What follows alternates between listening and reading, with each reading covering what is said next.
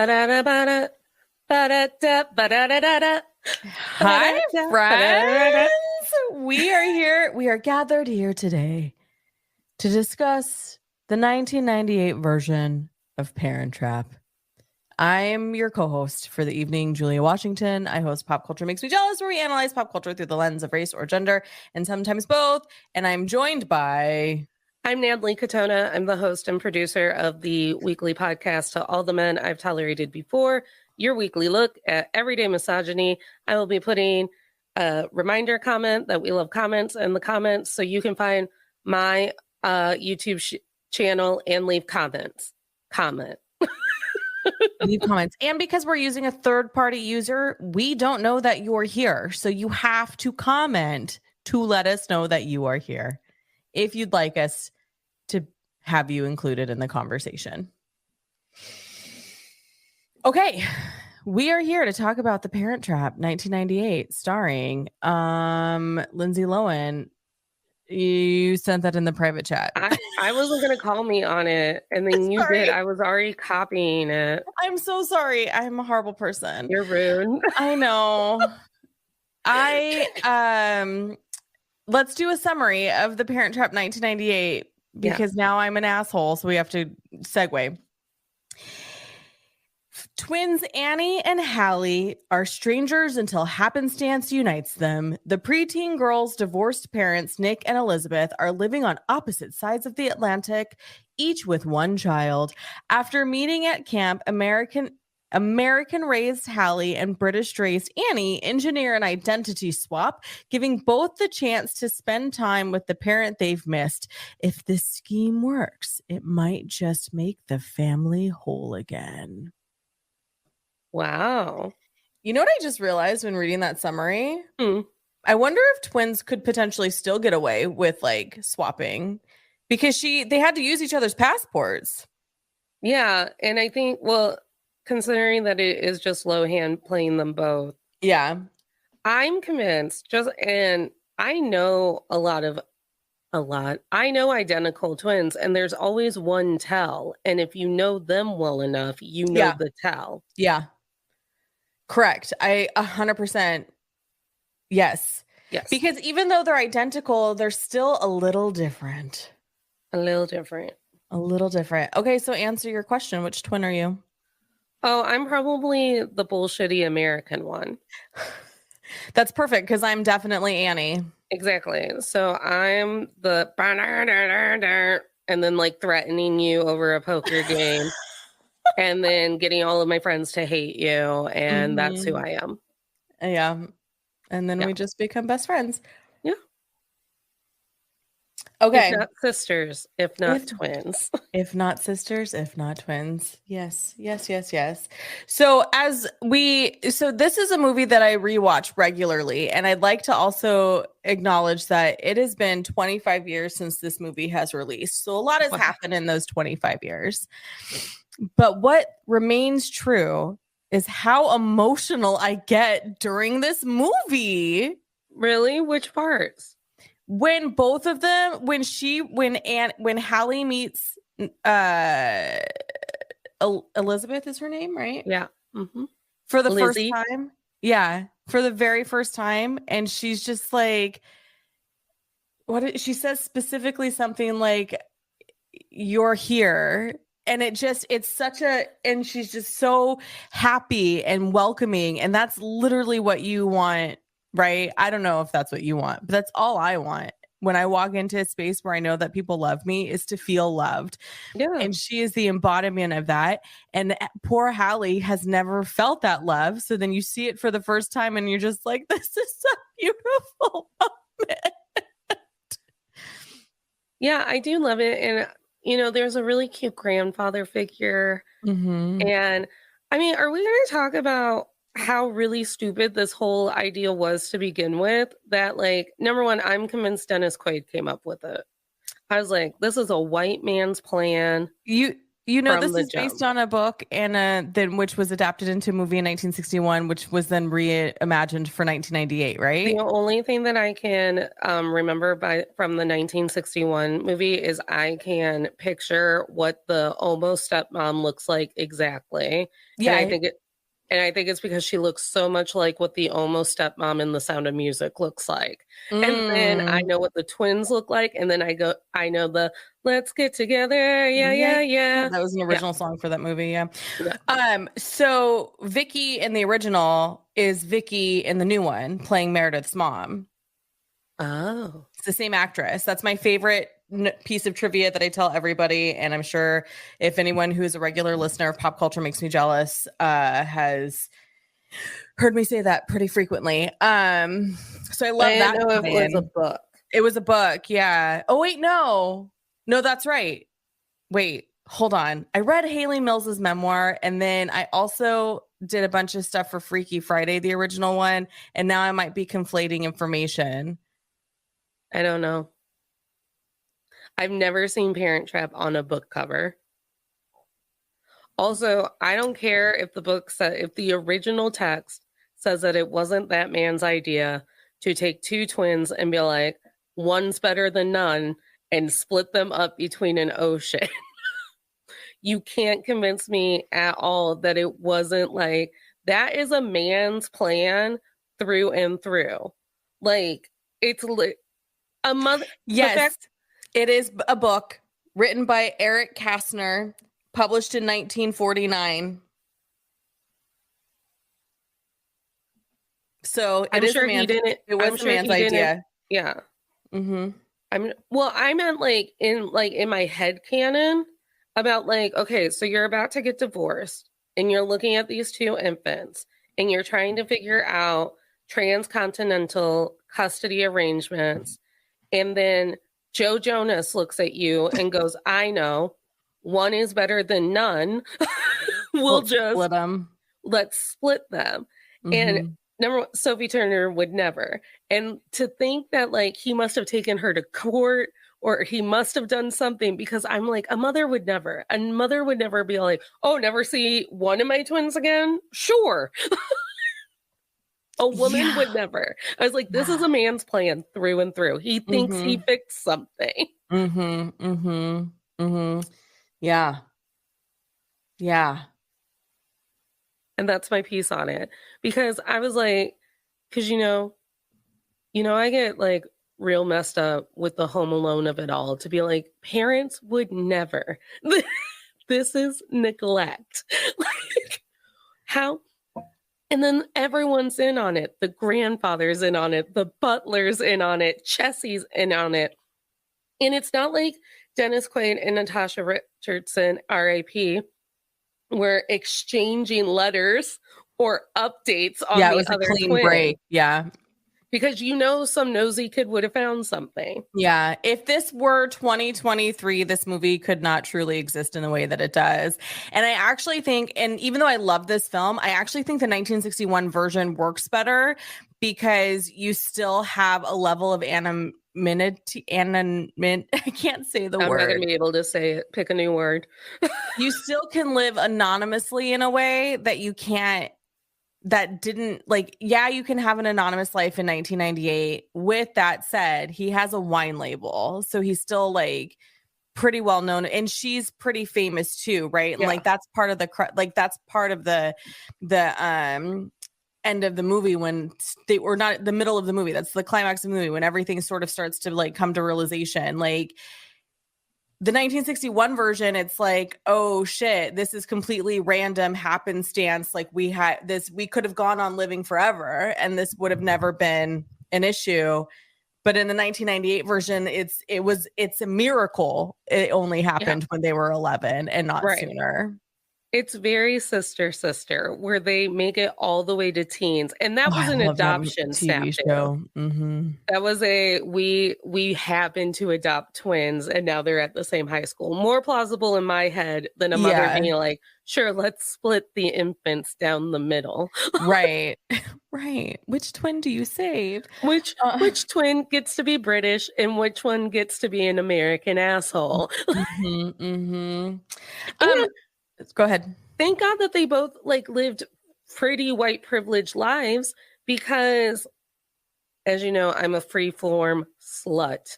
If you want to put a teen soap drama on Freeform, I'm going to eat it like it was my favorite ice cream. Mm-hmm. So I was obsessed to the point where I was convinced it was teaching me sign language, switched at birth on Freeform, where one of the children, due to poverty, healthcare, insurance issues or whatever, ends up deaf.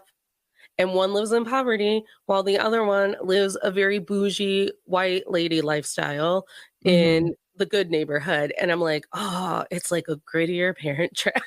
Yeah, it truly is. Okay. Can I switch us gears a little bit? Mm-hmm. So the opening is, they meet at camp. Yeah. I love camp. Camp Walden. Yeah. Camp Walden has Native American names for all of their housing. Sure does. It's probably on indigenous land. Because they're in Maine, and there is a large indigenous population up there that sort of bleeds over America and Canada because we're obsessed with borders, even though they've been there since like the dawning of the ages. And I'm also trying to remember if in the 90s and the 2000s, that was a really big thing that was happening in like the Boy Scouts or the Girl Scouts of our lives. As we know, I dropped out of Girl Scouts after 1 year. I found it insanely boring. Yeah. My sister had a completely different Girl Scout troop, got to ride horses, got to do overnights, got to see owls. Thrilling. My age group for Girl Scouts was like literally like gluing fake animal fur onto magnets. And I was like, oh my God. I could do this at home by myself. I could do this at home by myself. And my social battery is depleting.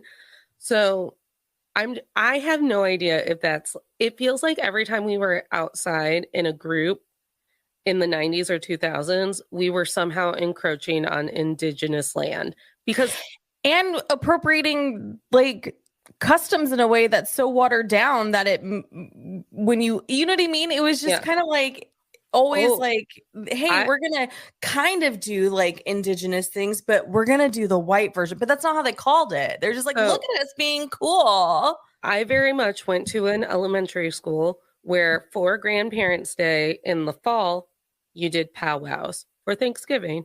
and the gym teacher pretended to be able to teach you a powwow routine.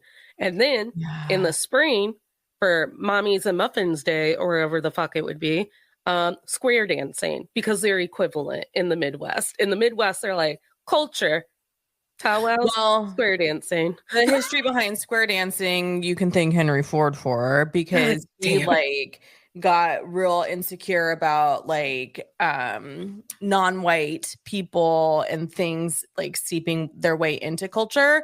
So he was like, how we can ensure good white values, square dancing, and to this day it's still required curriculum in physical education classes. So that's like the watered down version. It's like way more sinister than what I've offered, but that's your Reader's Digest version, I guess. Also, do you want to know how much you don't want to be a third grader do-si-doing with another third grader, touching some gross boy from your computer class? You don't want to. No. And every field trip I went to, and I didn't know if this was just like a Midwest thing or if every state, because every state kicked out indigenous people, had this too. Every one of my outdoor field trips had like white people telling me about indigenous Native American culture and the tribes that lived on the land that we were standing on. But there would also be like a farm. It's like, so this is where the settlers lived. This is Bessie, the cow. And I'd be like, oh, the cow. And then they'd be like, try this maple syrup. We tapped it from the tree today. And that would be the only thing you got to eat that day. And I was a fat kid and I was like, my blood sugar is crashing. And you just put a little bit of maple syrup on my finger and went, that'll do you until you're back on the bus. Right. And then we're tramping through the woods to the indigenous camp to be all like, and then this is where the indigenous people lived. And it's like a fire pit and like a patch of like a hammock type thing. Yeah. And I'm like, this is a lot of white people teaching me about not white people. Yeah, and it's interesting too because we're not here to compare the original to the 1998 version. Just the original is seared into my brain because I'm convinced my mother wanted to be Haley Mills at some point in her life and have her career. We like even in the original, they're like there's a neighboring camp that's boys, and it also has a native name to it, and you're just like, what is going on in the middle of the 20th century to late 20th century that we are so obsessed, but we don't acknowledge the horrors of any of it? You know what I mean? Why are you acting like that doesn't happen in 2023? Look how white people love to chug a margarita during Cinco de Mayo. Yeah, no, I know that's true because white people definitely invented Taco Tuesday. Like that is not a thing. Like with white people tacos. Remember when TikTok was first brand new and they were like, and you'd like I love a white people taco because that's what me as a white person grew up with on Taco Tuesday, and be like, white people tacos, gotta get my shredded lettuce for my white people tacos. And so think of Cinco de Mayo. Think of, Juneteenth had 2 years of people not bringing just their whiteness to it. But if you don't think that that's coming, it already is, because Walmart tried to do an ice cream for Juneteenth in a way that just felt really icky. I think it was Walmart. No, was it Ben and Jerry's that has one too? Or are we okay? No, like Walmart, some, or maybe it's not specifically Walmart brand, but whoever found it was in Walmart. This ice cream company was literally trying to trademark Juneteenth for their ice cream. Like, it's egregious. So, I feel like the child's version of Cinco de Mayo, because you can't slam a margarita for Cinco de Mayo as a fourth grader, is we will inappropriately teach you the Thanksgiving story and how pilgrims loved the Indians until they didn't. Right. So with like that opening scene with like Camp Walden, and then they're like, Allie James, you're in, I forget what the name was that that Janice rattled off. And I was just like, oh, this might be the only part of the movie that doesn't age well. Also, I'm a fairly recent ex-teacher. We're still not teaching it right in schools. Yeah. I had a teacher aide who was a man of color, and here I am talking about butter and like fucking log cabins or whatever. And he goes, sis, you're not gonna tell them what the colonizers did after they made their butter. And I was like, we have to get through this one reader, and then maybe we could have story time about what truly happened. Right. With the colonialists. Right. Right. And I told you that horrific, I've told you so many horrific stories about white people in Indiana just being like, we should be able to just make jokes and stories and mockeries of anything and everything that has to do with the fact that we're living on indigenous ground. Right. Take it all back. Take it from the white people. Yeah. One of the things though during those, when they were at camp, that like made me cringe as a parent was when she's like, here's a needle, I'm gonna pierce your ears, and it was like a dull looking needle, and she just lights a match for like just lit it on fire 3 seconds, and it's like sterilized, and I was like, shit like that happens at camp. Have you not been to summer camp? No, I've never been to overnight camp. I've never been to sleepaway camp. I went to 6th grade camp because that was a school sanctioned thing.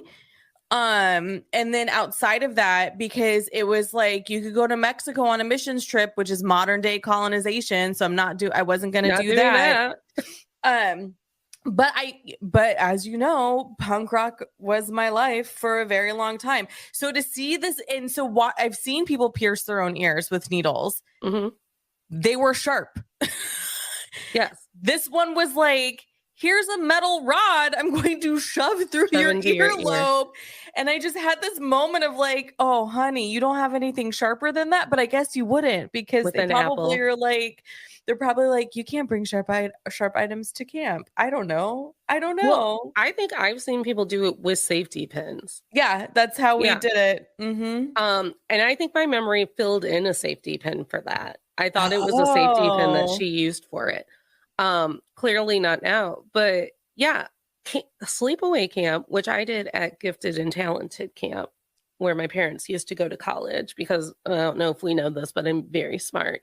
That's the only reason I know what a tampon is. No one was going to tell me what a tampon was, but someone got their period during the school year, had their period at camp, and did a whole show and tell. Was her name Margaret? Mm-mm. Because that's how Are You There, God? It's Me, Margaret ends. No, she was one of, I do not remember her name. It may have been Gabby, but that could also be a woman I went to college with. Yeah. I do know that she was one of the few women of color in my like dorm for Gifted and Talented camp. And she did a whole ass show and tell. And no one was going to do that for me. Yeah.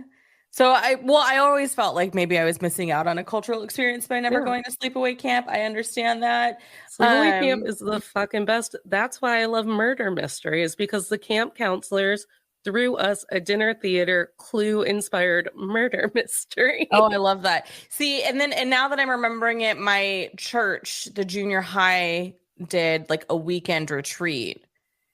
It's not the same, because it's like we're gonna sing about how much we love God. You know, I think it's very trendy that adults now have summer camps. There are like now adult summer camps. We can everyone, our Venmos and all of the ways that you can support both of our shows, and Julia getting to go to summer camp, sleepaway camp for the very first time, are in all of our bios. Look at that. Julia's never been to summer camp. Never. That's rude. We can get her there. 2024, summer 2024, adult summer sleepaway camp. She can't go alone. She won't know how to do it. I have to go with her. It's true. I do need a handler, because if it wasn't revolving around Jesus, I wasn't allowed to do it. That's wild. That truly drives me wild. Yeah, I'm sorry. Okay, so I want to get, there's like so much I want to get into, Natalie, and I don't even know like where to begin. I do want to add another emotional thing that I had is when she comes home and meets the grandfather for the first time. That's one of my favorite scenes for a lot of reasons. And the main one is that is exactly how it's done in the 1961 version. And it's perfect, because it still has the right modern vibe, but still feels nostalgic in a way that if you haven't seen the 61 version, you're still going to have all the feels and emotions. Even, I mean, down to the lines. Is that my girl? That tall, gangly thing? And then she's like, I'm making a memory. They change, I think it's pipe tobacco in the 1998 version, and it's just straight tobacco in the 61 version. But like, to me, that scene is so beautiful. It is so beautiful. And as you know, I have a prominent grandfather in my life, so I adopted other people's. Yeah. And I'd be like, you're my grandpa now. Good for you. Yeah. But I never got to like smell someone else's grandpa and make a memory, or really smell my own grandfather's. Yeah. It's just this tear-jerky moment that I don't know, there's something about it. I also do want to say, I think that watching this movie on the heels of watching a Nora Ephron movie last week, and Nora Ephron is deemed like the queen of rom-coms, who like is a brilliant genius because she's been nominated so many times for her work and all these things. Nancy Meyers doesn't really get the same sort of clout that I think she deserves, because there are so many elements to Nancy Meyers movies that also kind of feel similar, not the same, but it's still very nostalgic for an old movies of old. There were so many scenes, like when Natasha, that's her real name, when Elizabeth and Nick are in the basement, in the wine cellar, and he's like showing her, have all the wine labels from that were served at our wedding. And you're just like, oh my God, that's so fucking romantic. But then she's like, I can't. And then backs up and it's like a shadow on her face. And then it's illuminated across her. Like that feels so old Hollywood. And there's so many moments like that, not just in this movie, but then in like almost every Nancy Meyers movie. Hit me with some other Nancy Meyers movies. Okay. It's Complicated, which isn't, I wouldn't necessarily recommend that movie because Alec Baldwin is Alec Baldwin. I hated that movie. I very much did not like it. Yeah, and I don't blame you. She did all of The Father of the Brides. She did The Holiday. She did Something's Gotta Give. I don't think we have The Father of the Brides on our list. And how do we not? She did Baby Boom. Well, she wrote Baby Boom. I don't know if in terms of directing. She did. Oh, Parent Trap looks like it was her first her directorial debut, if you will. And maybe that's why she doesn't get the same like sort of standing that Nora Ephron gets, because her directing debut came later, but she's been writing stuff since the 80s. She wrote Baby Boom, for Christ's sake, the Diane Keaton movie. I don't think I've seen Baby Boom. Oh, it's a great film. Great film. I was thinking that watching this one after Freaky Friday made me realize that, to me, The Parent Trap is the standard for kids movies that also involve adults. Yeah. Or adult rom-coms that also involve kids. Yeah. And maybe that's why, in comparison, Freaky Friday feels so shallow, because Parent Trap lets you sit in the emotions, and it's not easy. It's not like, okay, Nick saw Lizzie and now they're in love. No, there's a whole other 45 minutes to the movie. Right. And then the way that they present the backstory is it's really simple and quick, but you get just enough to understand that there's a whole lot of complicated mess within those 11 years after everything sort of fell apart. I do feel like there is you and I've talked about this because I'm going towards Meredith Blake now. I love Meredith Blake. So I have a couple of different points. The first one being, you and I talk about this all the time. They sidestep, but also sort of minimally address the age gap. Yeah. She's 26. 15 years? At minimum, because he's at least 40. He's at least 40. Oh.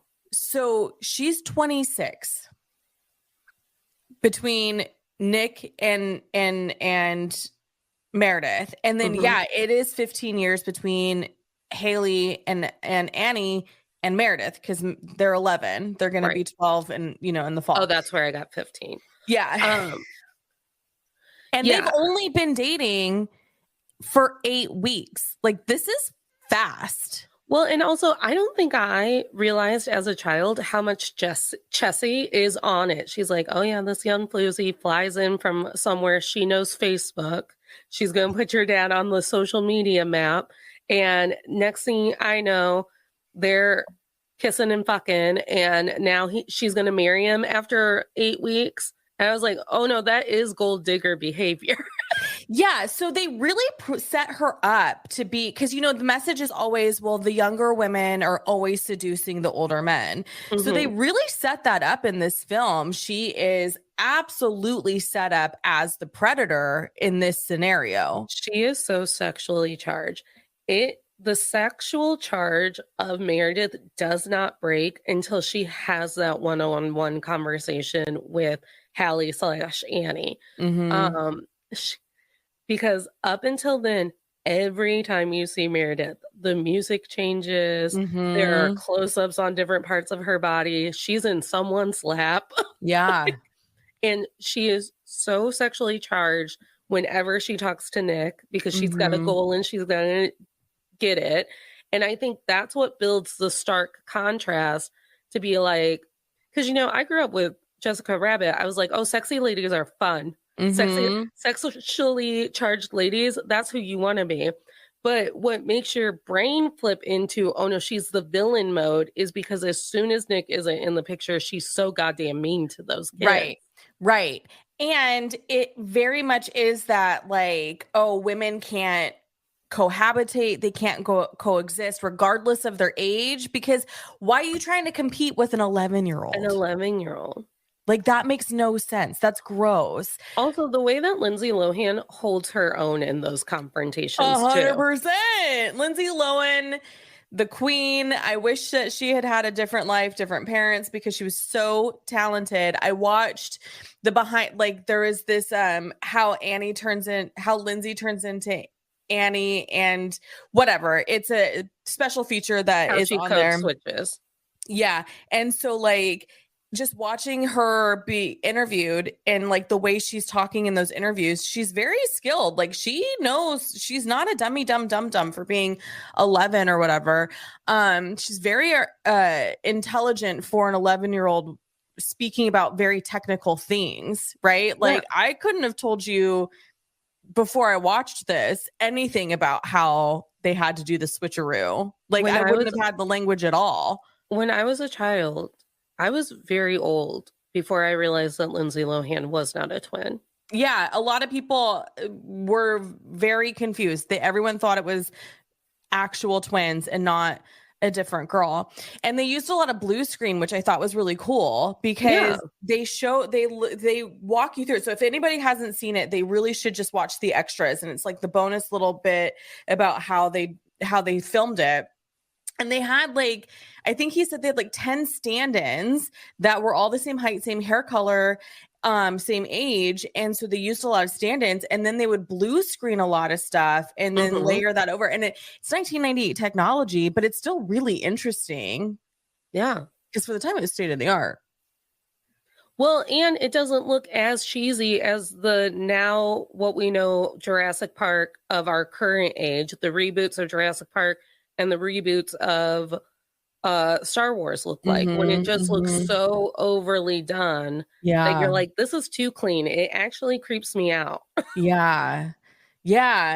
So that was my thoughts about a Meredith Blake. But then I also remembered that there is a theory going around social media.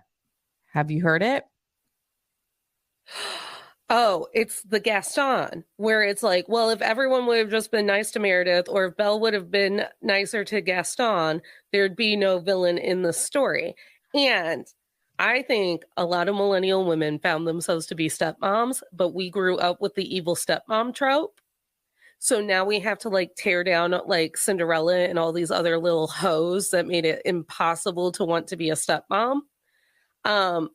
Children can't be villains in their own abuse story. Like, she's so mean.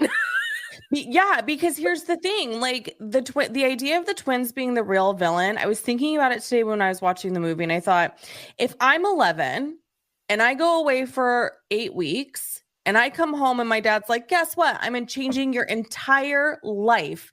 And you had nothing to do with the decision because you were gone and I made the decision for you. But also I missed you so much. Don't ever leave me again. So much. Like, of course you're going to be a brat. Of course you're going to act out. Of course you're going to react to that. Because the sit down and let's have a conversation was, hey girl, I'm getting married to this person that you've realized could be your sister in age. Yeah. Also, not, hey, I've met someone, we've dated, let's all get to know each other and like see where it goes. Also, like, Meredith Blake only works in absolutes. Absolutes. There it is.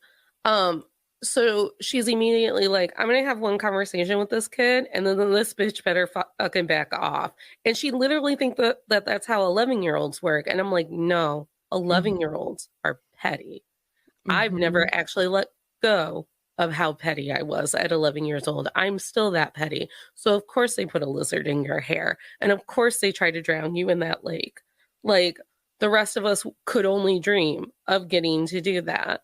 Yeah. And there was no like adult conversation between Nick and Meredith on how they were actually going to handle this. So in a way, Nick is also kind of the villain parent, because it's like, so you just thought we'd bumble this and Chessie would take care of it? Mm-hmm. There's a lot of emotional baggage being handed to all of the women in this movie. Right. Because he's the charming one. Because the way we meet Nick at the airport is very old Hollywood, very romanticized, very much like coming home, feel good. Look at this handsome guy who's a dedicated dad.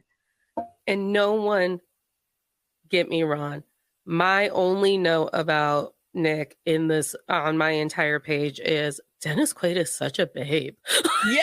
And he is. He and really Dennis Quaid was the babe of my childhood because of Parent Trap and my secret favorite movie, Dragonheart, where he has to share half a heart with a dragon. And the dragon, Sean Connery. Oh, I love Sean Connery. R.I.P.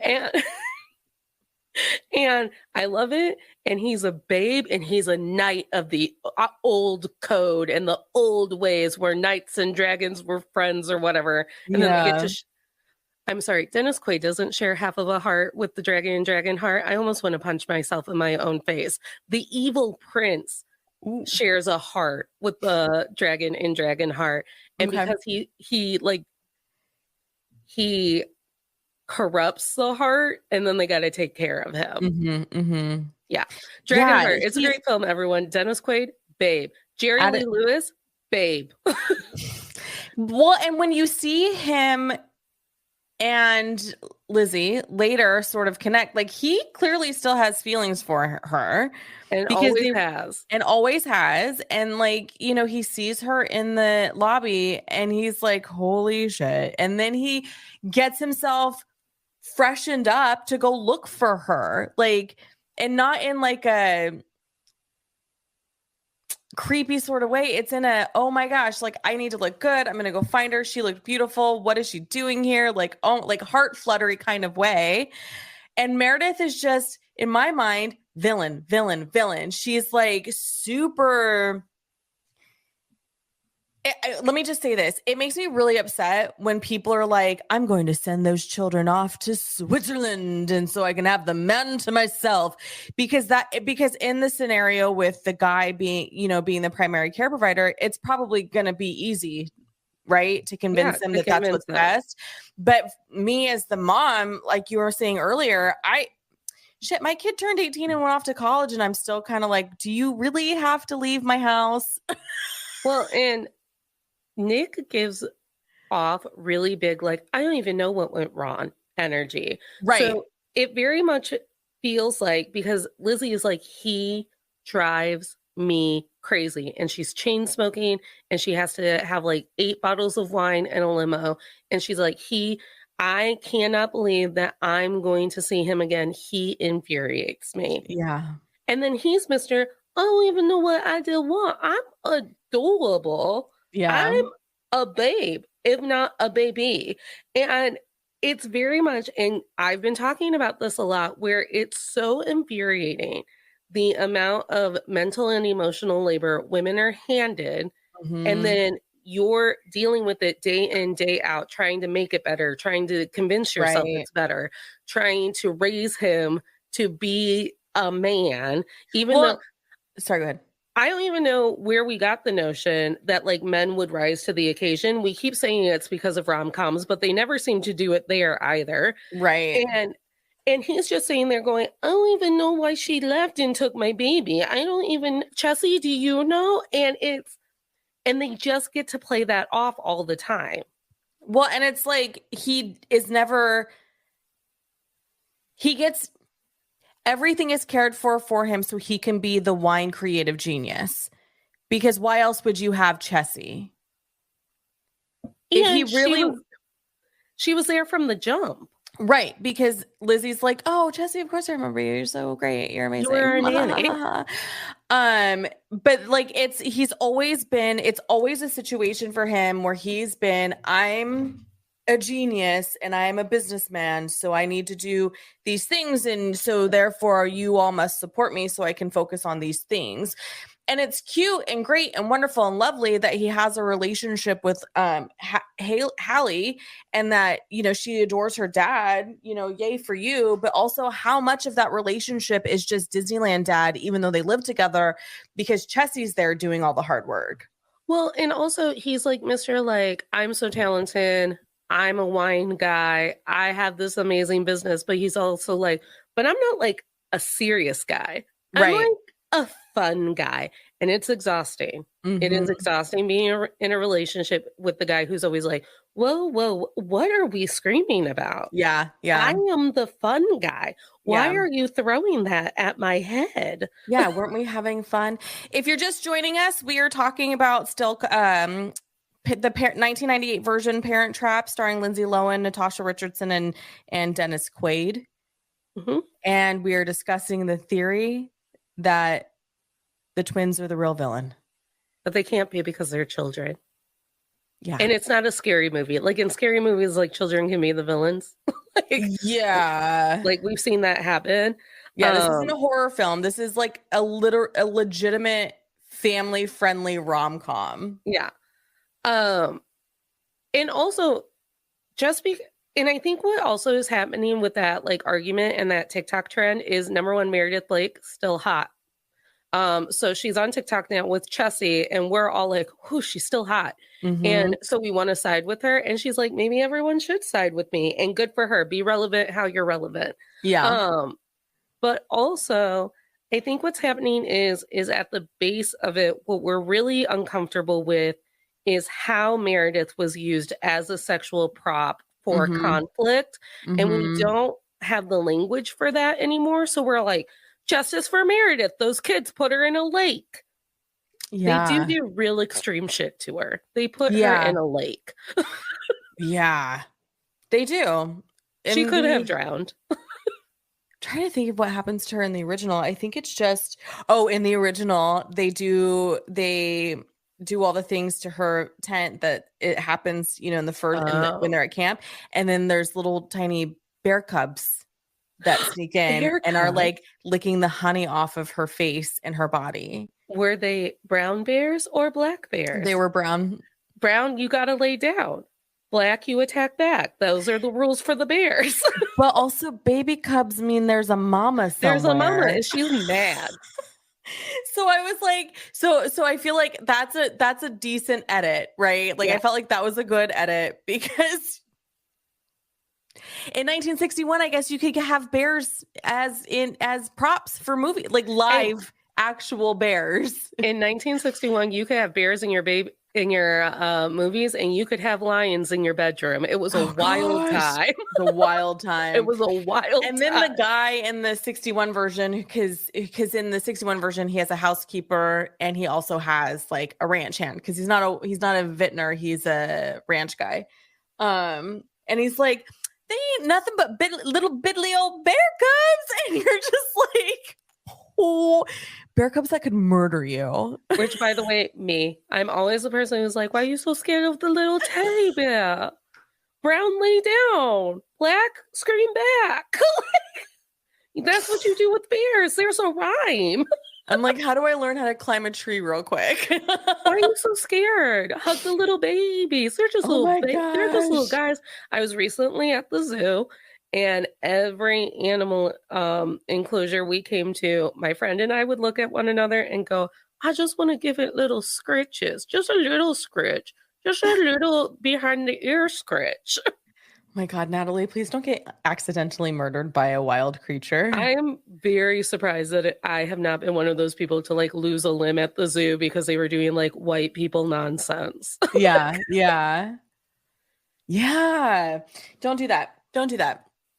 But yeah, so that was kind of like my big thing, was like Meredith was very much painted to be a seductress, younger woman who bewitches the doofus kind of middle-aged wealthy man. And I think that's where I'm like, justice for Meredith, not in the whole like Meredith. Not that she wasn't a villain. It's just like, can we stop painting women as like She's not bad. She was just written that way. Yeah. I love Jessica Rabbit is basically what I'm saying. We need to cover Roger Rabbit on the show. I love Roger Rabbit, and I probably have like a large portion of it, or at least Jessica's lines memorized. I still don't know who framed him. I've seen that movie a billion times. Roger Rabbit and Muppets Take Manhattan. When people ask me what my Easter traditions are, I'm like, oh, watching Muppets Take Manhattan and Roger Rabbit. And they're like, not an Easter tradition. I used to show it in my Catholic classroom. I'd be like, good news, everyone. Yeah. Can't show Roger Rabbit at school. There's some wild shit that happens there. But right. Like, good news, everyone. Easter break's on its way. So I thought we'd watch the best Easter movie of all, Muppets Take Manhattan. Yeah. Oh, that's cute. Yeah. I love that. Do we think that Hollywood made Lindsay Lohan bleach her freckles? I was shocked by how many freckles were on her face. No, because in her Vanity Fair cover, she still had a shit ton of freckles. Good for her. And they're adorable. I think it's a matter of, just covering them up with makeup and stuff, because it is really hard. And it is shocking when somebody has a ton of freckles and then they put on foundation. You're like, what's different about your face? Yeah. God, the acting chops of that child at 11 just to have the career that she had. I know. She's so talented. And it's the same with Amanda Bynes. It's the same with Hilary Duff. These really young women of the 90s and the 2000s were very talented, and they could hold their own in scenes with grown-ups. They just happen to be young women in Hollywood, and therefore we refuse to let them have the career that they deserved. Well, and I think too, a lot of that also is, the parental role, because Hilary Duff, I feel like, came out of it unscathed, out of the three that you listed. And so like when you think about all of our young starlets who kind of came out of it okay, they had a pretty solid like parental support system. Yeah. Okay, so can I tell you something else that I love about the 1998 version? Of course. All of the nods to the 1961 version. It makes me so happy. That's what reboots are supposed to do. It's supposed to make me feel warm and fuzzy. Yeah, but I mean, like, they take things, like, they pull things directly. Like I mentioned before, the scene where she's like, Grandpa, and is that my Annie, that tall, gangly thing. The snapping of the sticks because to keep the bears away, like that. I love that. There's other little scenes too, like the way that they redid the scene where Chessie's telling Hallie about her dad being engaged. Verbena in the movie is like, I'm not gonna say a word, not one single word, and then goes into like the gossip of it all. And they do that same thing, but in a 1998 version, and it's so beautifully done. Like, this is such a wonderful example of how you do a reboot of a movie that still makes you feel all the things the 61 version did, but for a modern version. Like, it's such a wonderful nod to the original but keeping it relevant and modern. Like, these two movies stand alone to me. Like, they are two different movies completely, because the acting is different, the vibe's a little different, but yet they still could be their own family, if that makes any sense. Yeah. It's like when it's like big sister, little sister. It's like when people make fun of me because I went and saw the last Jurassic Park, and they're like, but you hate Chris Pratt. And I was like, but the original 3 are coming back, and they're so fucking hot. Yeah. They're so fucking hot. And they're going to play all of the music cues that like makes my brain tingle, and I like dinosaurs. Yeah. And I like to hump my chair whenever Jeff Goldblum's around. Look, he's right here. Oh, sexy Jeff Goldblum. Hey, sexy Jeff Goldblum. Hey, sexy Jeff Goldblum. God, I still can't get over that Gina Davis full on said, this is my soulmate. He's my soulmate too. So like maybe Gina, Jeff, and I need to talk. Oh, spicy. Also, along that same note, I found the very beginning of the movie, all of the camp scenes, very kind of queer coded. And I was like, what's happening? I was like, is it because all girls camp is innately queer? Or is it because I'm like, oh no, they're coding Haley that way as a way to like differentiate herself from Annie?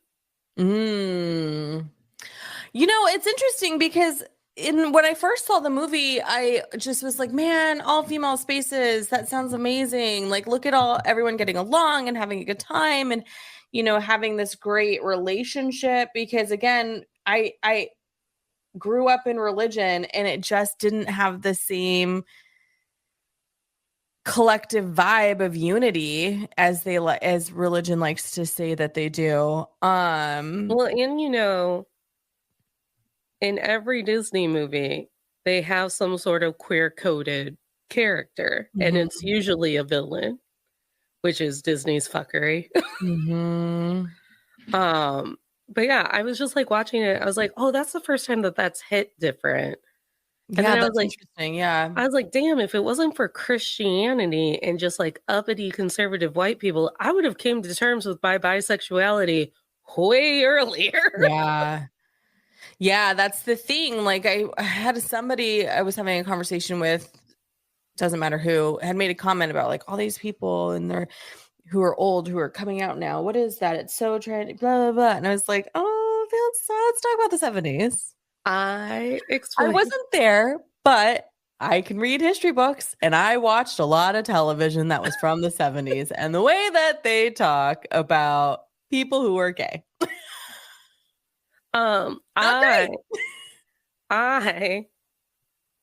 This is dangerous because I'm on live internet, but I was explaining to one of our mutual friends because they had mentioned the Gaylors on one of their publications. And I was like, oh, ho, ho, ho. But have you ran into the Hetlers who are so proud of their heterosexuality that they literally scream, why doesn't she have the right to be straight? And everyone's trying to make everyone gay. And then they hashtag Hetler all over it. And it's very unfortunate. That was a thing. Yes. Dang. You need to be in the comments more in the conspiracy theory TikToks. You need to be in the comments more. No, it is. It's like I'm very too clownish. susceptible. Because as you know, like it's very clownish and comical on both sides, but it's extremely like satirical and comical on that side because they're like just mad that maybe another person would be gay. Yeah. And that's what they're screaming about. And the rest of us are just like picking up on things. We're like, there's just a vibe. That's so funny. I think it's funny when people are mad. Yeah. About like, why is that like who like I'm here to tell you that I'm pretty confident it was like the 20th century who's like angry about it. Cause I feel like well, again, you know what? I'm not going to make a comment because I grew up in a Christian church. So all of my information, all of my learning was self-learned about things like science and history. And I think that part of it plays into the beginning of this movie. I mean, just like getting a vibe that I've never gotten a vibe before. It made me realize how far I've come in my deprogramming of not only misogyny and male patriarchy, but also heteronormativity. Right. Because when people scream, you shouldn't just assume someone's gay. It's like, but then you're also just telling me that I should assume that the world is straight and that is the majority. Which I do hate that. I hate that we should just assume everyone's straight. Like that's gross. And so when I start to read vibes, I'm like, oh yes, because my brain didn't immediately go, that's a girl that kisses boys and only boys. And I wonder too, because you know, Nancy Meyers is the director. She is a co-writer on this film. So again, at the hands of a woman director, someone who's looking at camp through the lens of what would she want her daughters to attend?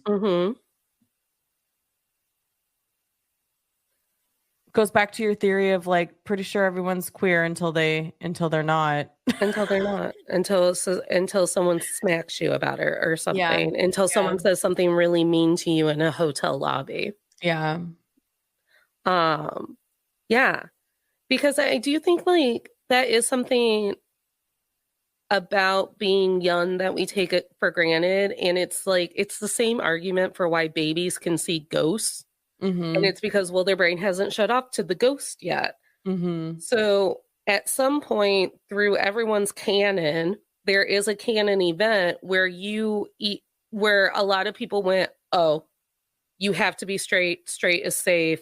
Everyone is straight. It's a very straight world. Mm-hmm. And for some people, it didn't happen and they didn't have to deprogram, or it did happen and they deprogrammed earlier. But it is really nice to kind of just like walk through the world being like, I don't know, maybe I could kiss anybody. Mm-hmm. maybe my hot tub at The Bachelor would just like look like a little potpourri party. It could be anybody. It could be anybody. This is me demanding gay Love is Blind. If we can do gay ultimatum, we can do gay Love is Blind. I deserve gay Love is Blind. Everybody does, because straight ultimatum was boring. Straight ultimatum was so boring. This season of Love is Blind, very messy. I'm in love with it. But that ultimatum season 2 with the straights, how dare you air that? It was not great. It was not great. Where were the producers making drama? No one was talking to these boring people. I don't know. Where was the manipulation? Where was the gaslighting? We all watched unscripted on Lifetime. Right? Okay, so that brings us to our final. Now we're coming to a close on our hour. Mm-hmm. And I need to know, Natalie, are you still comfy with Parent Trap? 100%. Mm-hmm. Number one, like, hey, Dennis Quaid, hey, I know that I said that you were the problem in the whole like switcheroo scenario, but you're adorable and you're a babe. And you're the reason why I listen to Jerry Lee Lewis's music, even though I had to watch you hit Winona Ryder. Yeah, 14-year-old Winona. 14-year-old Winona, or her character was 14. And it's literally seared in my brain, you shaking her while she's in her like nightgown. So anyways, I love you, Dennis Quaid. Always will. And also like, I do think it is very... The fact that Natasha Richardson was so beautiful and so talented, and from like literally anything I've ever seen of her, so kind. And for us to lose her tragically due to a skiing accident, I vow to never ski, because that's how we lost Natasha Richardson. And so you can't make me. It is my platform. I vow to never step on skis, because why would I? In honor of Liam Neeson. I think I said this in one of our group chats, that whenever one of her sons has reportedly said that whenever he's really missing her a lot, he watches Parent Trap, because that's the most like her in real life. She's so beautifully empathetic in this movie. She's just like beautiful. And like her mannerisms, the way she talks to the girls, even when she finds out about the switch, like you can just tell there was never a mean bone to her. So Natasha, you're missed. And Dennis, you're still a babe. So good for the two of you. Well done. Well done. And Chessie and Meredith, love what you two got going on. Besties in real life. Besties in real life. Here for it. Here for it. I also am very comfy still with this movie and will continue to watch it. It is one that I really do enjoy watching in the spring and summer for obvious reasons, because it's summer camp. But it makes me feel like if I didn't have such a heavy-handed religious growing up experience, that this could have been not like the switcheroo part, but like going to sleepaway camp and just like having pals. Jules, you have pals. I know I do, but like when it's just I'm currently reckoning with all of the religious stuff in my life, clearly, as you can tell. And I just spent the weekend. I did just spend the weekend with my two best friends from high school that we've known, and we've all known each other since technically junior high. So like, yes, but like But you never went to camp with those ladies, so it doesn't even count. Right, exactly. We've never been to camp together. We've never done anything sleepaway at all. We never rode our bikes to the next town over and ran into a grifter on the street. No, but we did walk a lot to the AM PM, which is now at Starbucks.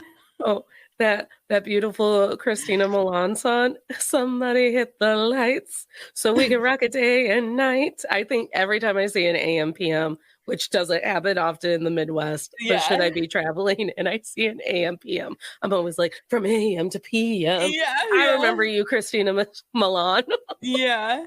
But yeah, it just makes me like kind of nostalgic in a way of like, that would have been nice to have had a childhood like that, and not in like a bitter way, in like this is a nice little dreamland I can escape to from time to time. No, I had wild summers. I had wild unsupervised summers. I had 2 summers in camp. Camp's expensive now, so I would like to remind everyone that Jules has never been to sleepaway camp. She's never been to summer camp, and she has no friends. You just heard her say it. And our Venmos and all of the ways to support our show and to make sure that our shows make money are in our links in our bios. And and if every person who runs into this donates $1, Jules and I may get to go to sleepaway camp, and Jules could maybe make her first friend. Who's in your house? No one's supposed to be in your house. I don't know. Okay, great. Ghosts. I don't know if it's Josephine or if someone's stopping by. Well, here's Penelope. You want to come here at the tail end? I'm just going to assume it was Josephine. It was probably the dog. She has a collar that doesn't make, like, tags that don't make noise because I can't stand the sound of it hitting the bowl. Look right into TikTok's eyes, Penelope. I love that you clocked. She was like, "Hey, TikTok." What up, TikTok? Also, I appreciate that you clocked that. I thought for a moment I wasn't alone in my house. Here I am doing my little commercial. And I look over at you and you're just like, I was like, who the fuck's in your house? We always thought it would be me murdered live on the internet, and here we are. We are.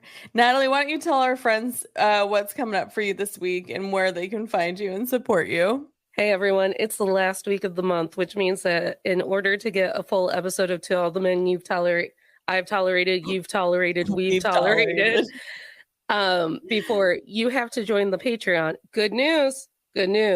You could have a 7-day free trial for all of our tiers and binge all of the bonus episodes. The one that we release in September is a doozy. It is about Johnny Depp and Amber Heard all over again. So the preview that's going to air on Thursday during our normal slotted time is last month's Patreon episode, which was Jules and I trying to pretend like we did things this year that affected our goals and make ourselves feel better. You can find me at Men I've Tolerated Pod on Instagram. You can find me on TikTok at Natalie K124. Some other quick and easy ways to support the podcast is to sign up for our newsletter, because it will have a merch code for our Halloween merch that I've been told is pretty cute this year. It's pretty cute this year. Cute. But you got to get the newsletter to get the code. Yeah. I didn't know if YouTube was going to be mad because TikTok could see Penelope, but they couldn't. But look, she's right here. She's going to kill me. She's like, why'd you pick me up this way? Why'd you pick me up? Friends, I also have a Patreon bonus episode going out this week. So if you want the full episode, join us on Patreon. Patreon.com/Julia Washington. You can sign up for my newsletter. You can join all the fun. We recently dropped a book review about the book Did You Hear About Kitty Carr? That is a Patreon only book review that you can find there. We are moving a lot of free content to Patreon because, as we're learning, if Mark Zuckerberg and Elon Musk ever get into that cage, we will no longer have social media. AI, baby. So find me over on patreon.com/Julia Washington. You can be in a paid tier or you can be a part of the free community. Either way, you will get the same great content that is dropping on social media, but you will get it on Patreon first. And remember out there, kids, high five a writer. We've reached a tentative deal. Watch the Lindsay Lohan Christmas movie from last year. It was adorable, and we should support her getting her career back. Don't follow Britney Spears' advice. Stay away from knives, but most importantly, stay cozy, stay comfy, and send Julia to summer camp. Bye, friends. We'll see you next time for Armageddon on my channel. I forgot to plug that too. Next week, Armageddon on the Men I've Tolerated Pods YouTube channel. Find us there or be square.